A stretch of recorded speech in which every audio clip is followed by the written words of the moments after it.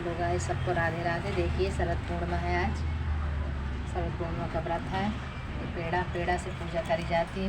पेड़ा है ये सत्यनारायण की है। तुलसी के पास ही रख के किया जाता है। सबको राधे राधे। देखिए मैं इधर अकेले हूँ, कोई नहीं है मेरे पास व्रत में। कोई किसी हैदराबाद में यहाँ पे रहता भी नहीं है, तो मेरा व्रत अकेले है, इसलिए मैं तुलसी को ही सखी बना के फिर उनसे पेड़ा बदल लेती हूँ। 6 पेड़ा बनते हैं। पंचव्रत है। गौरी गणेश की पूजा हो गई। इसमें से एक गर्भवती को, एक ग्वाल बांध गाय को सबको देना है, वहाँ चढ़ाना है मंदिर में। एक खुद खाना है, सखी से बदलना है।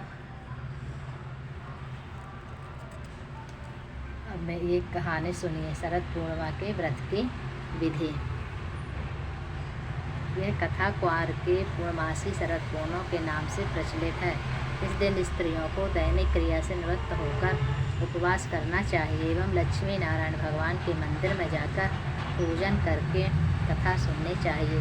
इस व्रत को करने से मन की इच्छाएं पूरी होती हैं एवं रोग रहित धन, पुत्र, विद्या तथा मनोवांछित फलों की प्राप्ति होती है।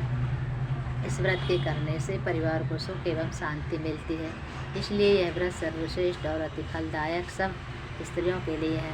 इस व्रत में खोवे एवं खीर का बड़ा महत्व है।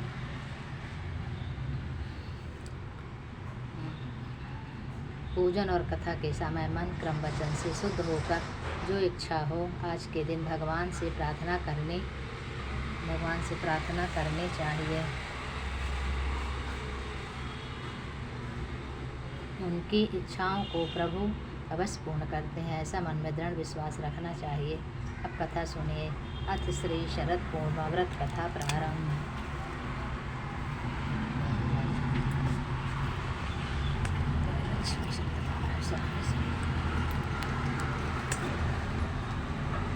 एक समय देवर्षि नारद मृत्युलोक का भ्रमण कर रहे थे। मृत्युलोक में पीड़ित मानवों की दशा देखकर नारद जी सीधे विष्णु लोक हो गए। भगवान विष्णु नारद को देखकर पूछते हैं कि हे वत्स, तुम इतने उदास क्यों हो? तुम्हारी उदासी का कारण क्या है? सो तुम इस समय विस्तार पूर्वक सुनाओ। नारद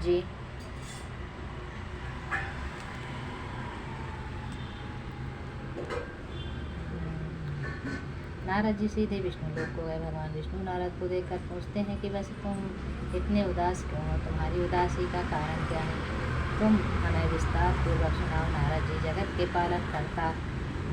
पालनकर्ता के वचन सुनकर कहते हैं कि हे परमेश्वर, हे जगत के दाता, हे मानव की रक्षा करने वाले हैं, आप हमारी दीनता को जानते हुए पूछ रहे हैं कि हमें क्या दुख है। आपने पूछा है तो आप सुने। मैंने कुछ समय के लिए मृत्युलोक का भ्रमण किया। वहाँ के मानवों की दशा देखी नहीं गई। मृत्युलोक में रोग से पीड़ित मानव आपको याद कर रहे हैं, सो आप उनके कष्टों को दूर करें। प्रभु भगवान विष्णु नारद की बात सुनकर कहते हैं कि ये बस तुमने अच्छा प्रश्न किया है, सो हम तुमको एक ऐसी कथा सुनाने जा रहे हैं, सो तुम ध्यान लगाकर सुनो। यह कथा क्वार की पूर्णमासी शरद पूर्णिमा के नाम से जानी जाती है।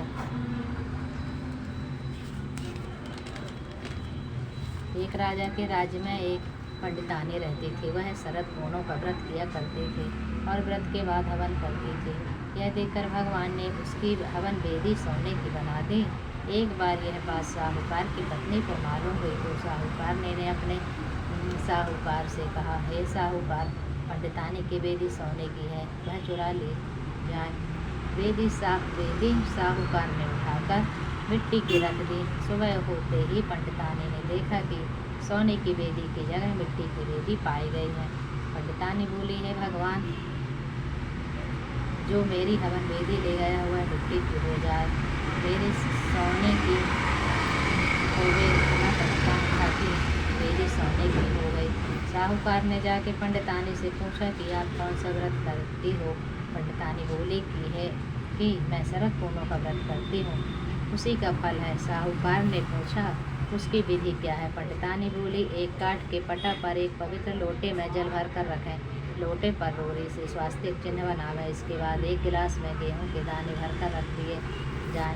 गिलास पर दक्षिणा चढ़ावें तथा स्वयं तिलक लगा लें। इसके बाद 1.5 पाव शक्कर 1.5 पाव खोवा दोनों को मिलाकर 6 पेड़ा बनावें। 1 पेड़ा मंदिर में चढ़ावें, दूसरा पेड़ा अपने पति देव को देवें, तीसरा पेड़ा अपनी सखी से बदलें, सखी न बदले तो मंदिर में चढ़ावें, चौथा पेड़ा परिवार को वितरित करें, 5वां पेड़ा स्वतः खाएं, 6वां पेड़ा के 6 भाग बनाएं, गाय को खिलाएं, गाय के ग्वाल को देवें, चलते फिरते बालक को देवें, गर्भवती स्त्री को देवें, तुलसी जी को अर्पित करें, तुलसी की क्यारी गमला में चढ़ावें, 6 पेड़े बनाकर विधि विधान सहित पूजा व कथा करें। चंद्रोदय के समय लोटे में रखे जल से चंद्रमा को अर्घ देवें। घर जाकर साहूकार ने अपनी पत्नी को व्रत की विधि बतलाई। उसकी पत्नी ने व्रत शुरू कर दिया। व्रत के प्रभाव से उसके यहाँ 2 कन्याओं का जन्म हुआ। बड़ी पुत्री का नाम सुमित्रा और छोटी पुत्री का नाम सुनीता था। दोनों बालकपन में से धार्मिक कार्यों में अधिक रुचि रखती थी। सुमित्रा व सुनीता का विवाह संपन्न राजघराने में हुआ। दोनों ही शरद पूर्णिमा का व्रत रखती थीं।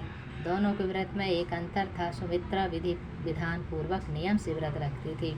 सुनीता विधि विधान पूर्वक व्रत को तो करती थी, लेकिन व्रत को बीच में छोड़कर व्रत का खंडन अपमान कर देती थी।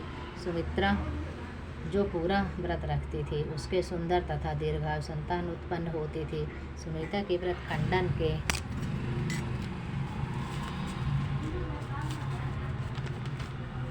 कारण उसके पुत्र जन्म लेने के पश्चात कुछ दिन जीवित रहते थे, बाद में स्वर्ग सिधार जाते थे।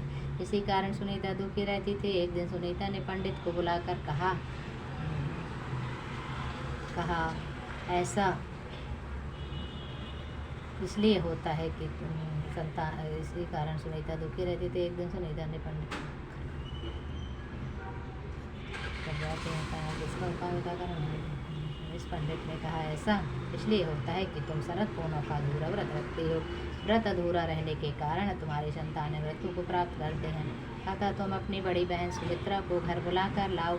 उसके स्पर्श से तुम्हारी संतान अवश्य जीवित हो जाएगी, क्योंकि वह शरद पूर्णिमा का व्रत पूर्ण रूप से भक्ति भाव से किया करती है।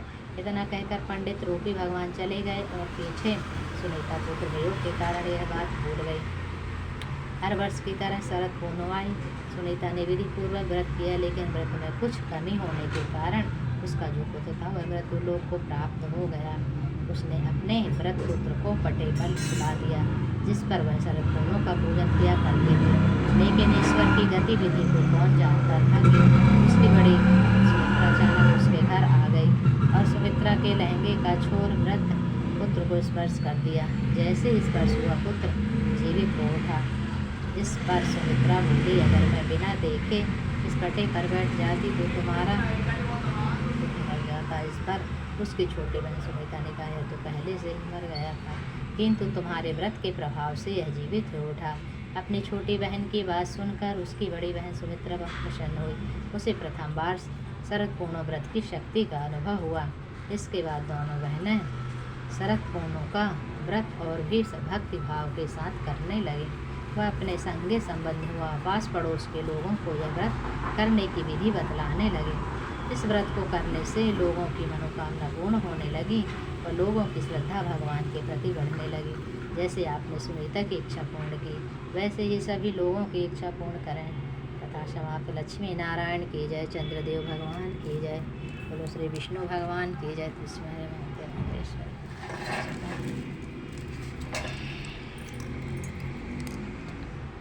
कथा सब लोग सुनिएगा। राधे राधे। लाइक करिए, सब्सक्राइब करिए।